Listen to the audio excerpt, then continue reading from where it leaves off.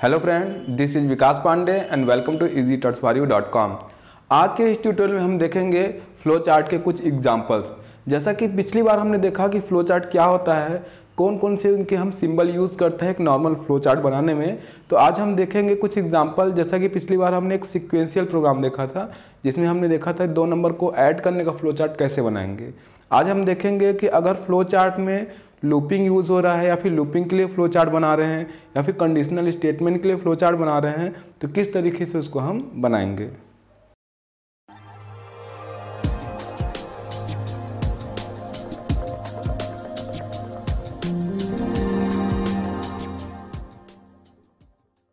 तो हम एग्जांपल देखते हैं। सबसे पहले कंडीशनल प्रोग्राम के लिए, कंडीशनल स्टेटमेंट के लिए फ्लो चार्ट। जैसा कि पिछली बार मैंने आपको बताया था कि इस तरीके से हम डायमंड बॉक्स यूज करते हैं जहां हमको कंडीशन यूज़ करना होता है फ्लो चार्ट में।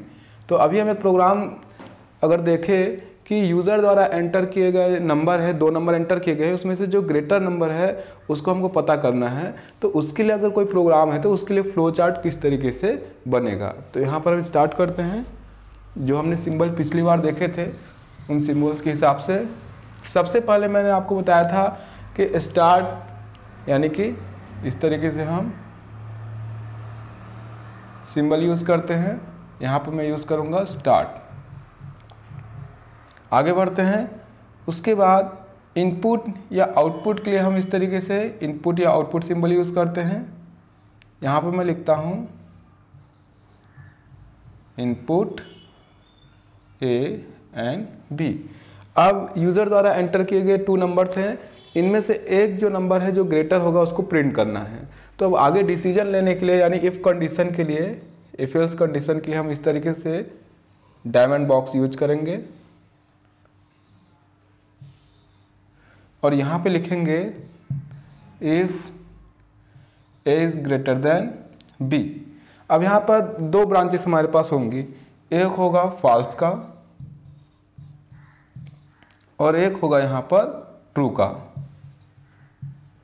तो यहाँ पर अगर फॉल्स होता है A is greater than B, अगर ये फॉल्स होता है इसका मतलब है कि यहाँ पर B ग्रेटर है तो B प्रिंट कर देंगे। अदरवाइज ये ट्रू होता है तो फिर यहाँ पर A बड़ा है, यहाँ पर हम A प्रिंट कर देंगे। आगे बढ़ते हैं। अब ये हो गया टर्मिनल, ये हो गया इनपुट आउटपुट के लिए, फिर ये हो गया डिसीजन के लिए डायमंड बॉक्स। अब यहाँ पर हम आउटपुट करने वाले हैं तो फिर से हम इस सिंबल का यूज़ करेंगे और यहाँ पर मैं लिखूँगा प्रिंट B। और इसी तरीके से दूसरे ब्रांच में आते हैं। यहाँ पर मैं लिखूँगा प्रिंट A। उसके बाद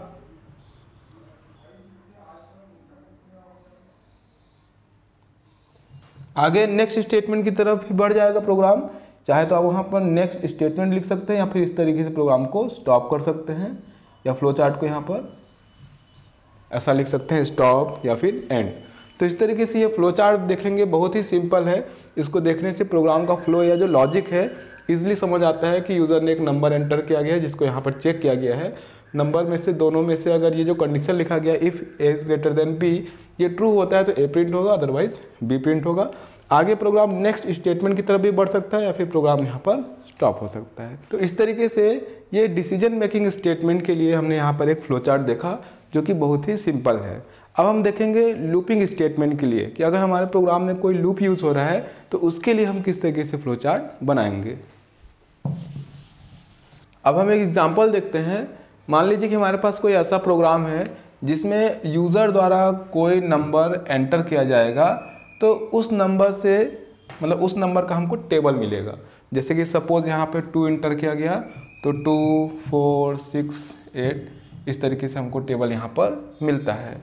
तो इसके लिए हम यहाँ पर फ्लो चार्ट बनाएंगे। तो यहाँ पर लूपिंग स्टेटमेंट ऐसे प्रोग्राम में यूज़ होगा। अगर इसका हम लॉजिक देखें तो कुछ इस तरीके से होगा। यूज़र द्वारा एंटर किया गया नंबर अगर n है तो n को हम 1 to 10 नंबर से यहाँ पर इंटू करेंगे, मल्टीप्लाई करेंगे जो रिजल्ट आएगा वो इस तरीके से टेबल इसका बनेगा। जैसे कि मान लीजिए यहाँ पे 5 है तो 5, 10, 15, 20, 50 तक ये जाएगा। तो जो ये 1 to 10 के जो नंबर है ये यहाँ पर हम यूज़ करते हैं प्रोग्राम में लूप।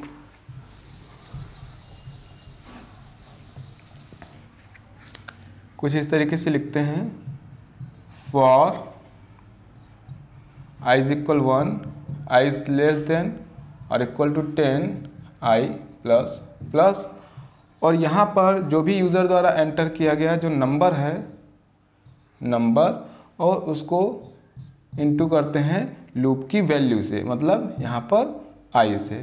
तो इस तरीके से इसको अगर हम प्रिंट करते हैं, मान लीजिए C++ में है तो इस तरीके से लिखेंगे सी आउट। तो अगर हम इस लूप को चलाते हैं तो आगे जैसे जैसे ये लूप बढ़ते जाएगा तो ये जो टेबल है यहाँ पर प्रिंट होता जाएगा।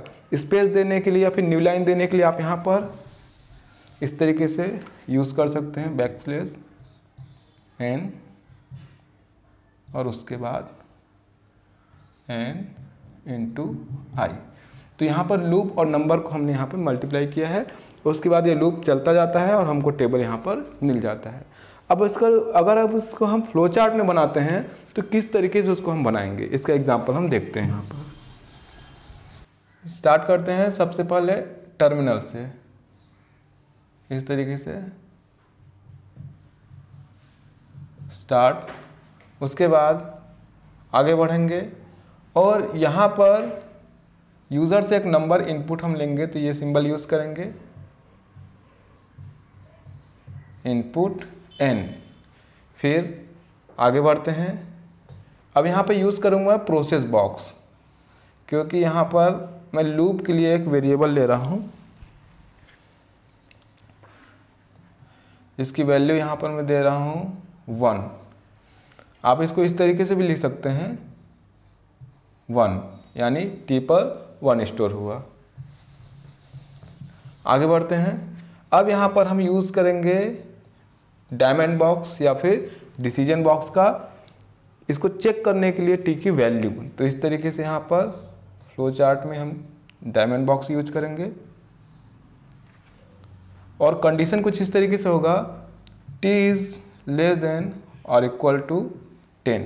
तो ये t की वैल्यू चेक करेगा कि t की वैल्यू 10 से छोटी या फिर उसके बराबर तक होनी चाहिए।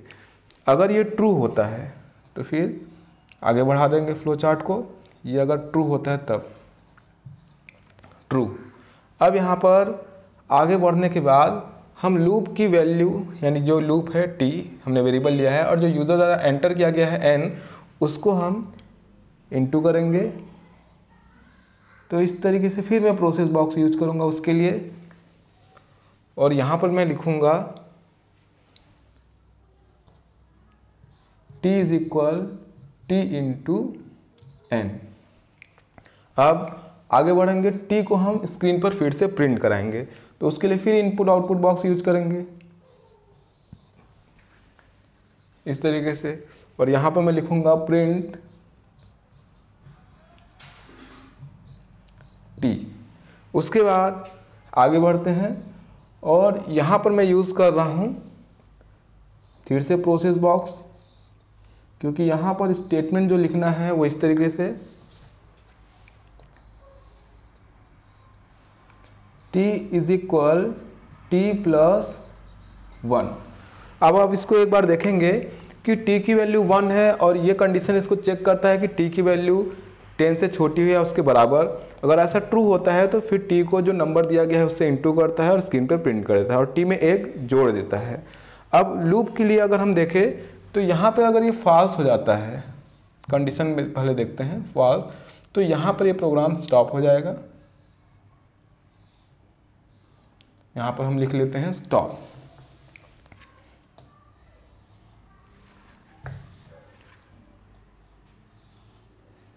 स्टॉप। लेकिन यहाँ पर लूप यूज़ हो रहा है तो लूप के लिए कुछ इस तरीके से यूज़ होगा।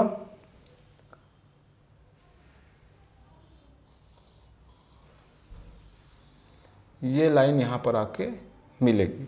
तो यहाँ पर ये लूप स्टेटमेंट जो है आप देख पा रहे होंगे, जो लूप के लिए मैंने यहाँ पे यूज़ किया है ये इस तरीके से होगा जब ये टी में एक जोड़ेगा यानी T is equal T plus 1, तो वापस से यहाँ पर जाके कंडीशन को चेक करेगा कि टी की वैल्यू अभी भी 10 से छोटी है या उसके बराबर है। अगर ऐसा है तो आगे की लाइन फिर एग्जीक्यूट होंगी। टी की वैल्यू अगली बार हो जाएगा 2 और 2 इंटू दिया गया नंबर से इंटू होगा और यहाँ पर स्क्रीन पर डिस्प्ले हो जाएगा। और इसी तरीके से इसमें 1 जोड़ते जाएगा और जैसे जैसे ये फ्लो चार्ट हम देख रहे हैं तो हमको एक टेबल मिलेगा इस फ्लो चार्ट के अकॉर्डिंग प्रोग्राम बनाने पर।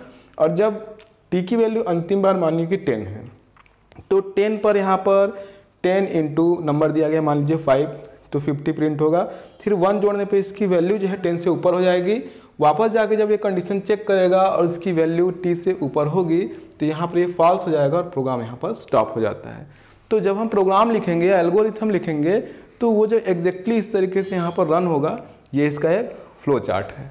तो आज के इस फ्लो चार्ट में हमने लूपिंग स्टेटमेंट और कंडीशनल स्टेटमेंट के लिए फ्लो चार्ट के एग्जाम्पल देखे। आगे इसी तरीके से हम और भी टॉपिक देखेंगे। जैसा कि आपको पता होगा कि हमारा एक ऐप जो कि गूगल प्ले स्टोर पे लॉन्च हुआ है, जहां पर आप कैटेगराइज वीडियो C++, जावा सभी कैटेगराइज वीडियो आपको मिल सकते हैं। साथ ही आप सर्च पे क्लिक करके कोई स्पेसिफिक टॉपिक भी सर्च कर सकते हैं। आप उसको प्ले स्टोर पर ईजी टर्च फॉर यू नाम से सर्च कर सकते हैं और डाउनलोड कर सकते हैं। इसी तरीके से हम और भी टॉपिक देखेंगे। तब तक के लिए बाय।